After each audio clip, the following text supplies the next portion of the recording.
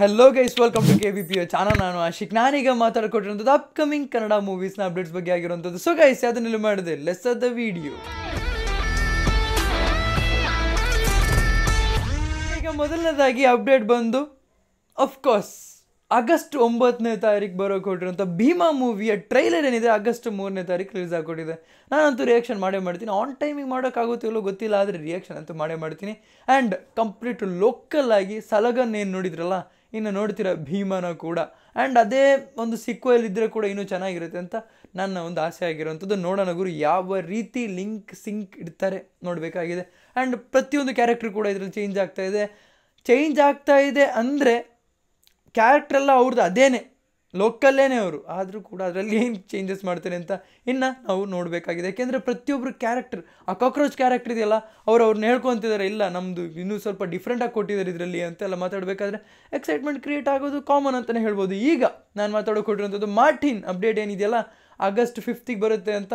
ಈ ಒಂದು ಸ್ಪೆಕ್ಯುಲೇಷನ್ಸ್ ಏನಿದೆಯಲ್ಲ, ಅಂದರೆ ಅಪ್ಡೇಟ್ಸ್ ಏನಿದೆಯಲ್ಲ, ಇದು ನಿಜ ಆಗಿದ್ದರೆ ಚೆನ್ನಾಗಿರ್ತಿತ್ತು. ಯಾಕೆಂತಂದರೆ ಇನ್ನೂ ಜನರನ್ನ ಕಾಯಿಸೋದು ಸರಿ ಅಲ್ಲ. 21-22ಗೆ ನೀವೇನು ಪೋಲ್ಸಿಗೆ ವೋಟ್ ಮಾಡಿದ್ರಲ್ಲ, ಯಾವುದು ಬರಬೇಕು ಸಾಂಗ್, ಫಸ್ಟ್ ಥೀಮ್ ಸಾಂಗ್ ಆಗಿರೋವಂಥದ್ದು ಅಥವಾ ಟ್ರೈಲರ್ ಬರಬೇಕಂತ ನೀನು ಚೂಸ್ ಮಾಡಿದ್ರಲ್ಲ, ಅದರಲ್ಲಿ ಅಪ್ಕಮಿಂಗ್ ಡೇಸಲ್ಲಿ ಆಗಸ್ಟ್ 5ಗೆ ಅಂದ್ಕೊಂಡಿರೋ ರೀತಿ ಟ್ರೈಲರ್ ಬರೋಕೆ ಹೊರಟಿರೋಂಥದ್ದು. ಟ್ರೈಲರ್ ಅಂತ ಕನ್ಫರ್ಮ್ ಆಗೋಗಿದೆ, ಆದರೆ ಆಗಸ್ಟ್ 15ಗೆ ಬಂದಿದ್ರೆ ತುಂಬಾ ಚೆನ್ನಾಗಿರ್ತಿತ್ತು ಹೇಳ್ಬೋದು.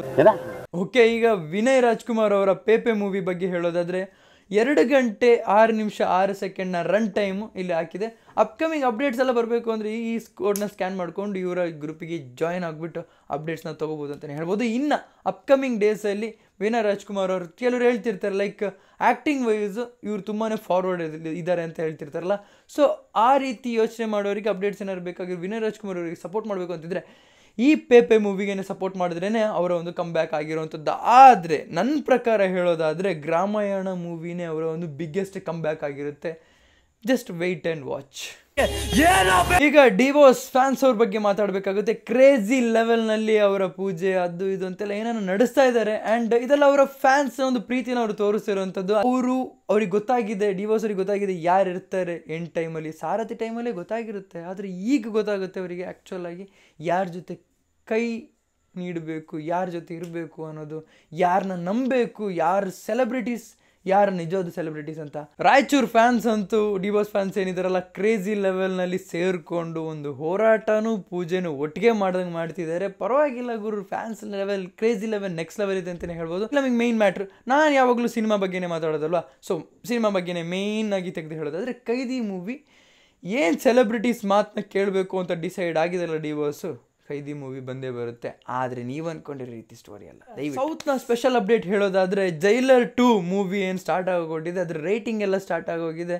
ಅಂದರೆ ಯೋಗಿ ಬಾಬು ಅವರ ಮಾತಿನಲ್ಲಿ ಹೇಳ್ತಿರುವಂಥದ್ದು ಎಕ್ಸೈಟಿಂಗ್ ಆಗಿ ಡಿಫ್ರೆಂಟ್ ಆಗಿ ಕ್ರಿಯೇಟ್ ಮಾಡ್ತಾ ಇದ್ದಾರೆ ಅಂತ ಅವರು ಕೂಡ ಎಕ್ಸೈಟೆಡ್ ಆಗಿದೆ ಅಂತ ಹೇಳ್ಕೊಂಡಿದ್ದಾರೆ. ಈಗ ನಾರ್ತ್ನ ಒಂದು ಸ್ಪೆಷಲ್ ಅಪ್ಡೇಟ್ ಹೇಳೋದಾದರೆ ಬಾಗಿ 4 ಬರೋಕೆ ಹೊರಟಿದೆ.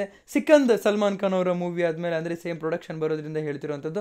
ಹೌಸ್ಫುಲ್ 5 ಆದಮೇಲೆ ಇವರ ಈ ಡೇಟಿಗೆ ಲಾಕ್ ಆಗಿದ್ರೆ ಬಾಗಿ 4ನ, ಅಂದರೆ ಸ್ಕ್ರಿಪ್ಟಿಂಗ್ ಎಲ್ಲ ಆಗಿರೋದ್ರಿಂದ ಬಾಗಿ 4ನ ಲಾಕ್ ಮಾಡ್ಕೊತಾರೆ.